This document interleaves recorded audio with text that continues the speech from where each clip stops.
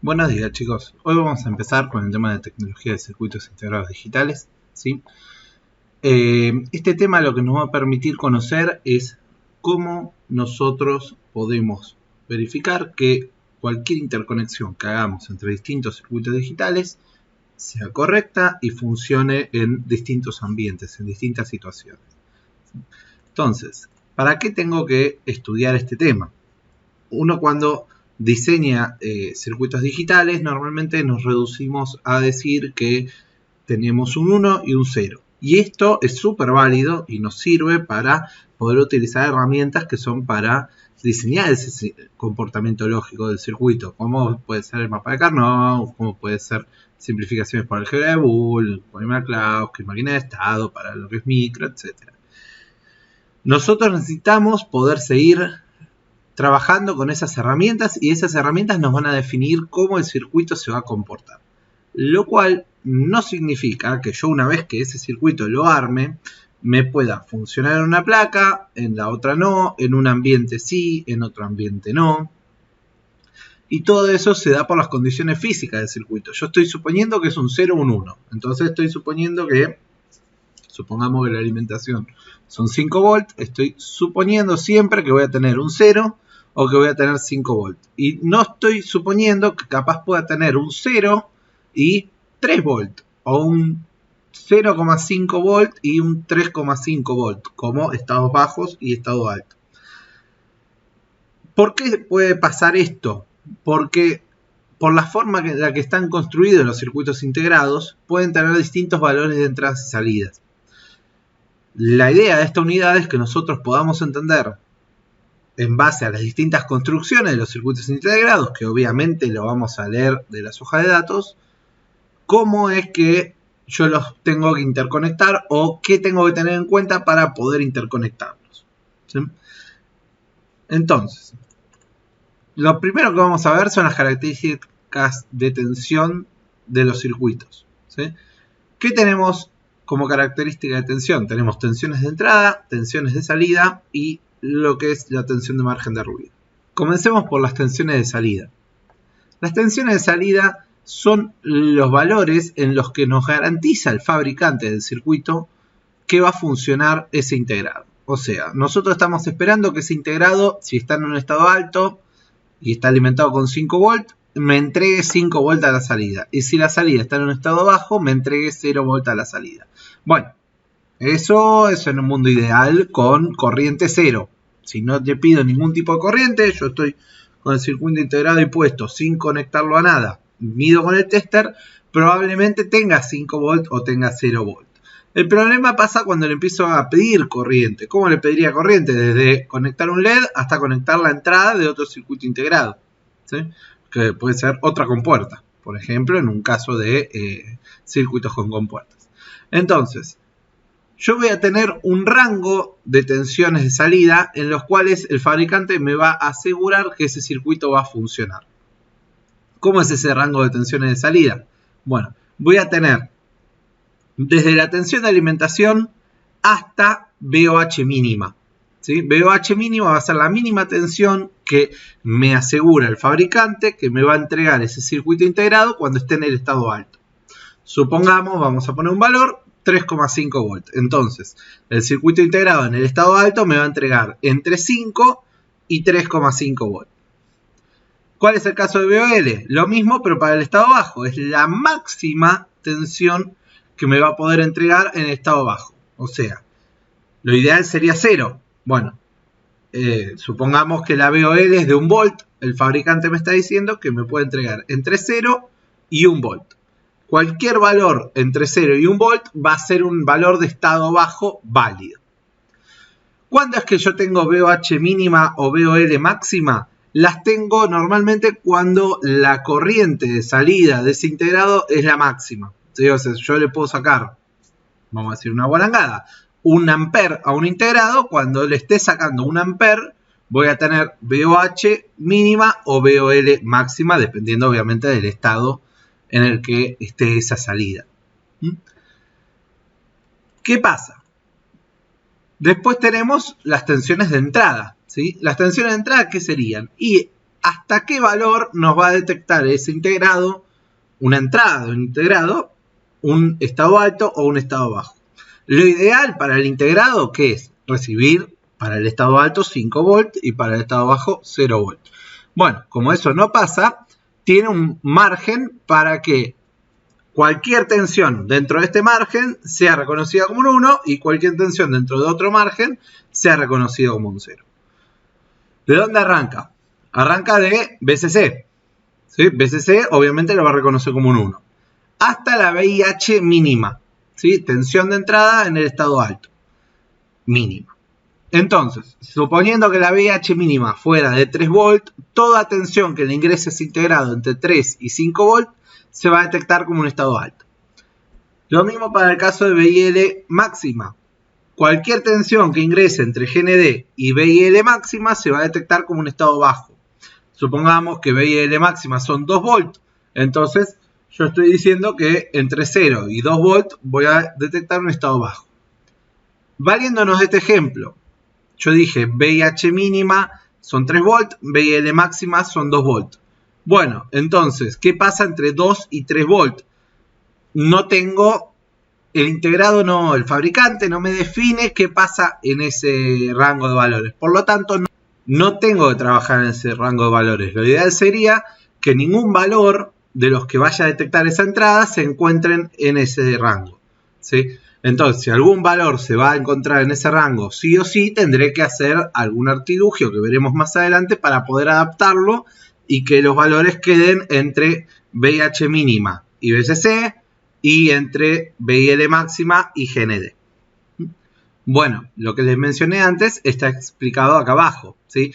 ¿Qué pasa con, yo mencioné VOH mínima, mencioné VOL máxima, mencioné VIH mínima y mencioné VIL máxima? ¿Los otros valores no existen? A ver, son la tensión de alimentación y GND, que esos valores son siempre fijos. Entonces, en ninguna hoja de datos, en ningún manual, en ningún libro, en ningún lado vamos a encontrar estos 4 valores, ¿sí? Como no los vamos a encontrar en ninguna hoja de datos, no se utilizan en los cálculos, no se mencionan. Siempre sabemos que nuestros límites son, obviamente, las tensiones con las que estamos alimentando el integrado, que van a ser siempre la tensión de alimentación y la que usemos como referencia. Normalmente como referencia usamos GND. ¿Podríamos usar otra tensión como referencia? Sí, tranquilamente, pero lo más común es que usemos GND. Bueno, esta es la curva de funcionamiento de un inversor real. Un inversor real, si yo tengo un 0 a la entrada, va a tener un 1 a la salida, y si yo tengo un 1 a la entrada, va a tener un 0 a la salida, como siempre. ¿Qué pasa? ¿Qué es ese 0 o ese 1 a la entrada? Y va a ser alguna tensión entre los rangos que va a detectar como 1 o como 0. ¿Qué es ese 1 o 0 a la salida? Va a ser alguna tensión entre los rangos que me puede entregar un 1 o entre los rangos que me puede entregar un 0. Entonces, por ejemplo, los rangos que la entrada detectaría un 1 son estos, entre 0 y VIL máxima. Estamos en esta parte. ¿Cuáles son los valores que yo puedo tener a la salida? Los que puedo tener a la salida son entre VOH mínima y BCC. Entonces, el funcionamiento de este inversor real, cuando la entrada esté en 0, va a ser este margen de trabajo. ¿Y de qué dependerá? Bueno, dependerá de qué tengo conectado a la salida y de qué tensión está llegando a la entrada. No es lo mismo a la salida poner otra compuerta, que normalmente consumen poco y nada, a poner un LED o un transistor. El LED o el transistor van a consumirme o la corriente del LED o la corriente de base. Entonces, eso es lo que voy a tener que estar contemplando en un futuro para hacer los cálculos. ¿Qué pasa cuando la entrada está en estado alto? Cuando la entrada está en estado alto, voy a tener valores en la entrada de entre VIH mínima y BCC, que van a ser los que yo detecto como 1. ¿Sí? Si yo tuviera algún valor de VIH mínima para abajo, no lo voy a detectar como un 1. Puede entrar en la zona de incerteza, que el integrado no me asegura que va a detectar, o puede entrar en la zona donde detecta un estado bajo. Entonces, bueno, estoy en este rango de valores. Como estoy en este rango de valores, las posibles salidas van a ser entre GND y VOL máxima, que está acá.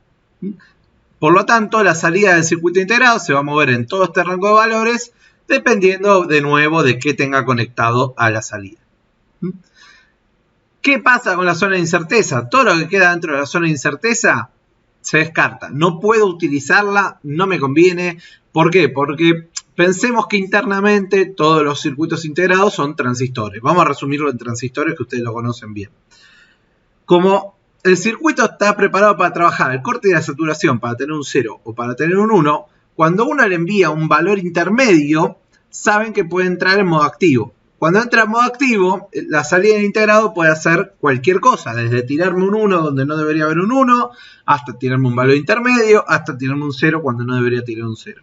Por lo tanto, todo lo que es la zona de incerteza hay que descartarla, no hay que utilizarla y quedará adaptar si nuestros circuitos no son compatibles entre ellos. La pregunta ahora es, ¿cómo sé si un circuito es compatible con otro circuito? A ver, dentro de una misma familia, ustedes usaron para el TP0, por ejemplo, ahora unas compuertas. Buenísimo.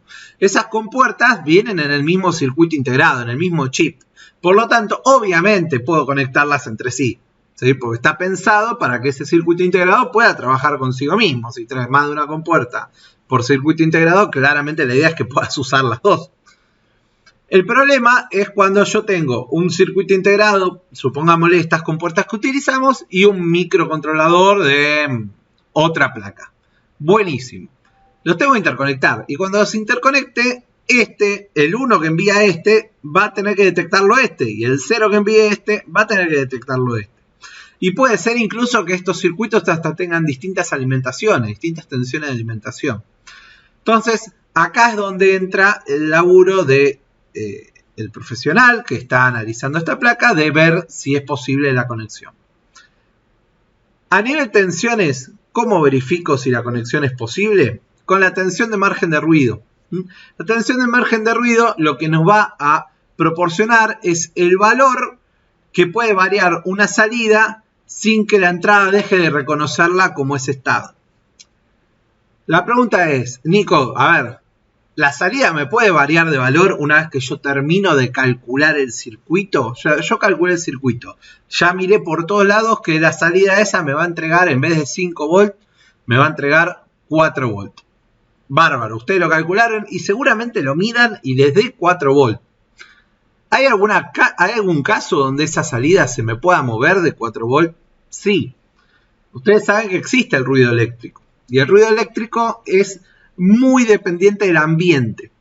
Entonces, no es lo mismo un circuito que va a ir en el motor de un auto que el circuito que va a ir arriba de una heladera, que una heladera, no la heladera de su casa, sino una heladera industrial, un freezer industrial con motores muy grandes, que el circuito que va a estar en el laboratorio en la mano de ustedes. Entonces, ¿qué nos dice la teoría? La teoría nos dice que la tensión de margen de ruido para ambos estados, tanto para el estado alto como para el estado bajo, va a tener que ser mayor a 0. Entonces, ¿cómo la voy a calcular? Tengo dos opciones, o la forma analítica o la forma gráfica. Con la forma gráfica, lo que yo voy a dibujar es cómo son, voy a hacerme dos gráficos con la salida del primer integrado, o sea, del que estoy calculando su salida, y la entrada del segundo integrado. Supónganse que la conexión es esta. Entonces yo estoy viendo la salida del integrado 1, que sería este que estoy marcando en rojo, contra la entrada del integrado 2, que sería este que estoy marcando en rojo. Entonces, cuando yo me planteo la salida, pongo los valores de la salida, que va a ser VCC, la alimentación que sea, la VOH mínima, la VOL máxima y GND o la referencia que sea. Y en el caso del integrado 2, voy a poner VCC, VIH mínima, VIL máxima y GND. ¿Qué es lo que nos queda? Lo que nos debería quedar es que la salida pueda entrar completamente dentro del gráfico de la entrada. Fíjense que acá arrancan del mismo lugar y el de la salida termina antes que el que termina la entrada. O sea, todo este bloque cabe perfectamente en este bloque. Lo mismo me pasa con el estado bajo. En el estado bajo, todo este bloque cabe perfectamente en este bloque. ¿Qué significa? Que cualquier valor que pueda tomar la salida esta, la entrada lo va a reconocer donde corresponde. ¿Sí?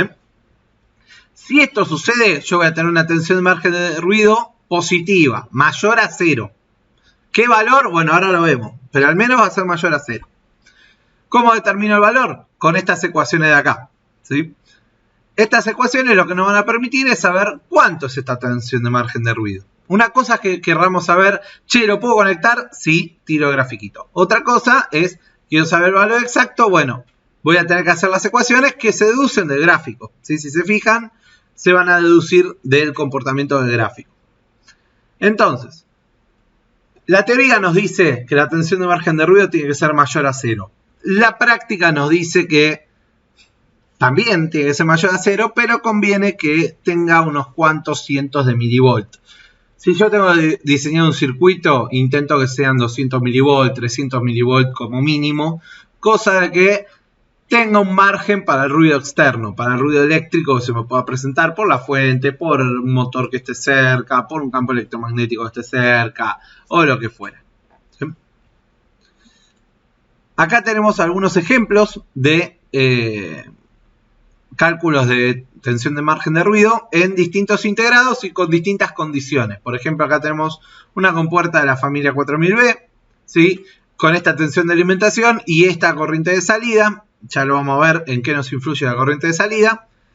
Y acá nos queda como perfectamente la VO entra dentro de BI en ambos estados. Lo mismo pasa con la 74HC y lo mismo pasa con la 74LS. ¿Por qué? Porque son de la misma familia y siempre que sean de la misma familia van a ser compatibles, ¿sí? Bueno, acá hicimos todos los cálculos de tensión de margen de ruido. Fíjense que siempre es positiva.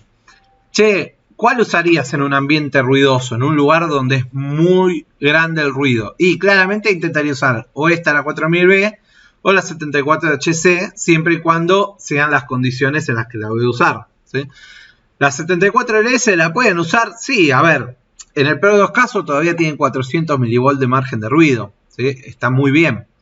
Pero si ya sabemos que el ruido va a ser muy grande, capaz no usaría esta, usaría alguna de estas dos. Siempre y cuando contando de que tengo la posibilidad de elegir, ¿no? Si no está la posibilidad de elegir, se nos complica. Bueno, espero que se haya entendido. Con esto cerramos la parte de tensiones. La próxima vendrá todo lo que es corrientes, las convenciones, entradas, salidas y fan out. Hasta luego.